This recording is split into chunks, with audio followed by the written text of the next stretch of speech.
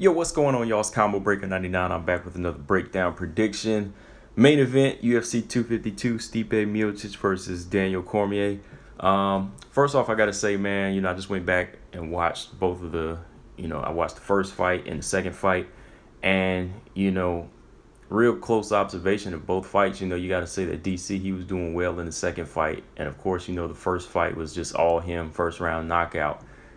So going into this one, when I look at it, it was just like some simple adjustments that Miocic made in the second fight that DC he just couldn't handle. The second fight he was really just. It seemed like after a couple rounds, after a few rounds he really started to get tired. He started to get gassed, and like he just kind of lost that mental step, and he couldn't make that one adjustment to stop that one move that Stipe was just like capitalizing on him. And Stipe, he was just able to close the show in the second fight. So going into this one, man, it really depends on what DC shows up. Is he going to just go in there and, do what he did like the first fight? Or is he going to start off nicely like he did in the second fight and just continue with that pace and try to close the show again? Depending on what Stipe brings. Is, DC going to be able to nullify whatever he brings? Because DC, he showed a lot of different levels in both fights. With his hands, his striking game was on point. His strength, everything he was doing as far as going to the ground. Stipe just looked like there were times in both fights where he had no answer for what DC was bringing.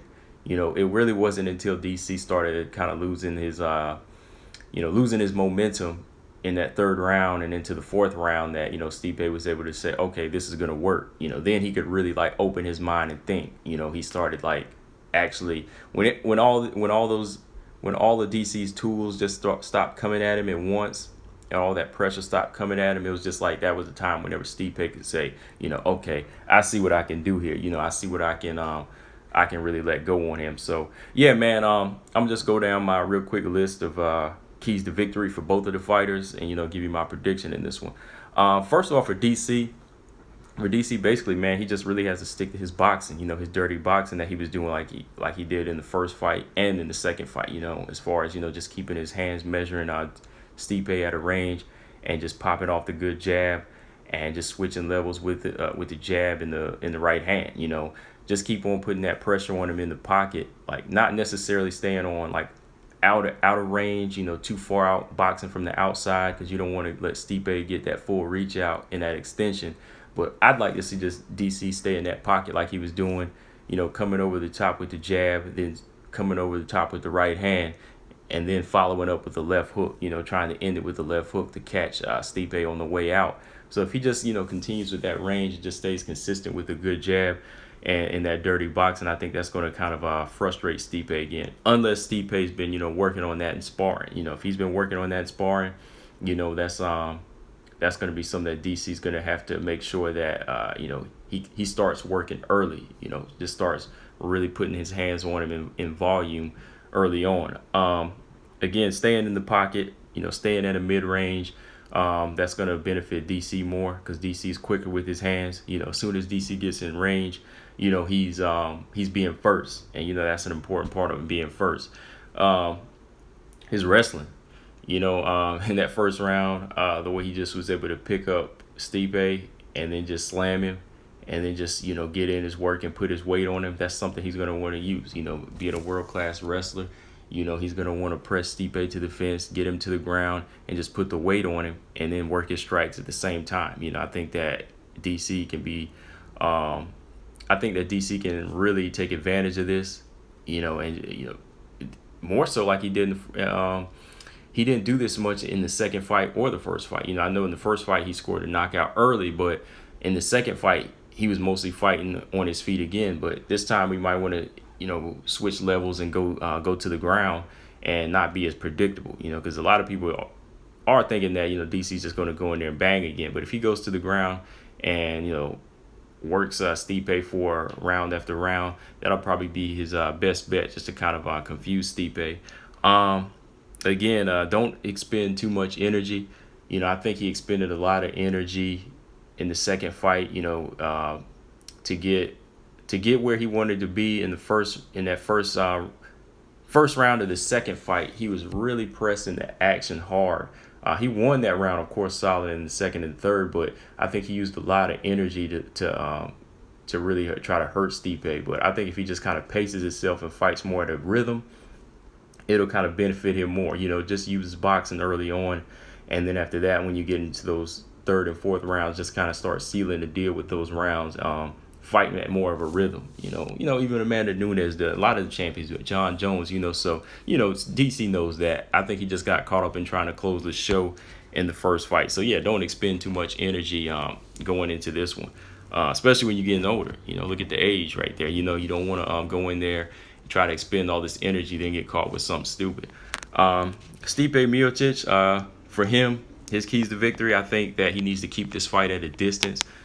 He was doing that in both of the fights, but he wasn't really letting his hands go enough. He was waiting on DC too much. So if he keeps this fight at a distance and just uses his jab early, boxes, he needs to box more at outside range and move to his right to take away the right hand of DC. He needs to move more to his right instead of just moving straight back, because DC was able to pop them right hands as soon as he gets into the pocket. So he needs to Stipe, he needs to stay out of the pocket and more so move to his right and just jab from a range and get his full extension off so he can use his power and just keep him at a good range like he was able to do against Francis Ngannou. Body, make adjustments early on and work the body. Work those body kicks early. Switch levels, jab, go to the body, go to the legs. It wasn't until that fourth round that Stipe actually was winning a round. This was the first time it took him 5 rounds to actually figure DC out, and you think in soft midsection, finally he was working the body. So if he goes to the body with that left hook again, who knows what type of results he might get early on in the fight. Again, it was a good left hook. Good left hook. He just started landing continuously in the fourth round that set up the right hand and the knockout. Effective pressure. You're the taller guy. You're the longer guy with the 80-inch reach, like you see here, 6'4". You need to put the effective pressure. You need to start closing that range, and then after that, backing DC up. Once you start working the body, you start backing him up, and you start getting him to the fence. Because whenever in the opening minutes of the first round of the first fight, I noticed how whenever Stipe put that pressure on DC was a little more antsy. He started moving a little bit more, like not moving like at angles, but when he was against the fence, he looked a little bit more fidgety. That was just in my opinion. Maybe he was just trying to use more feints to get off the fence, but it was like if Stipe would just put more pressure and just started throwing and being first, that would have been more of effective pressure for Stipe. But DC, he was able to box his way out because Stipe wasn't letting his hands go. And again, being first is very important. Now DC, he's always first. He's a shorter guy. He goes straight in the pocket and starts letting his hands go. But Stipe, I'm thinking he's the taller, longer guy. You got to be first with the jab. You've seen guys, Ali, tall, long boxers. As soon as they get into that range, they're constantly popping that shorter guy to keep him from getting into the pocket. So Stipe, he just has to be first. He can't keep waiting. He's always waiting in these rounds. That's why he's getting touched up. He's constantly keeping his head on the line and not moving enough. That's why, DC's just having fun in there as far as letting his hands go. He's blinding him with the jab. He's, constantly putting both hands up. So Stipe's not really moving. As soon as those hands go up, he needs to just fire off a couple shots and get out. But that's something he's going to have to do in his third fight because, DC, he's quick with it. He's quick. So I think that Stipe, he's going to need to learn to be first going into this fight. As far as my prediction, Stipe Miocic versus DC, I'm going to have to go with DC in this one. I think that DC just has too many levels, and he uses all of them.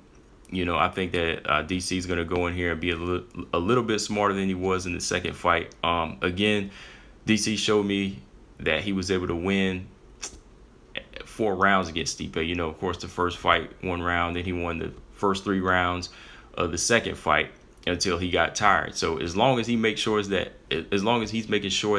his stamina is on point and his mental is cool, he's not going to break focus, I think he can continue to do what he does, not take too many shots this time, because he started taking too many hits in that third round, And then into the fourth round, he was just constantly taking body shots. So he's just going to go back and look at those tapes and say, okay, this is the mistakes I made. I know what I did the first time to win these rounds. And then we're just going to see what Stipe is going to bring to the table as far as something new. But if he's not bringing anything new, we're just going to go back and continue with the round 5. So, yeah, I'm going to go with DC probably by, I think I'm going to say a late round stoppage this go round. I think he's going to use his wrestling a little bit more to break Stipe down. And, he's going to start landing more. But Stipe, he's going to stay on the outside to avoid the right hand a little more and work his jab. But DC is going to make those adjustments, work those strikes to get on the inside into the pocket and not take as many shots. And he's going to counter him early and mark him up. He's going to mark Stipe up in this fight. But it's not going to be until the later rounds whenever DC starts landing the harder power shots and gets him out of there. And, once he closes that distance. So, yeah, I'm going to go with DC by late round stoppage in this one. But, yeah, man, let me know in the comment section what y'all think, man. I think this is going to be a good fight. I enjoyed watching those first two fights again. Just seeing the different levels of DC and how he was able to work it. And then Stipe, how he came back, making a minor adjustment to close the show in the second fight. Yeah, so, yeah, I'm looking forward to it. Let me know what you guys think. I'll see y'all after fight night.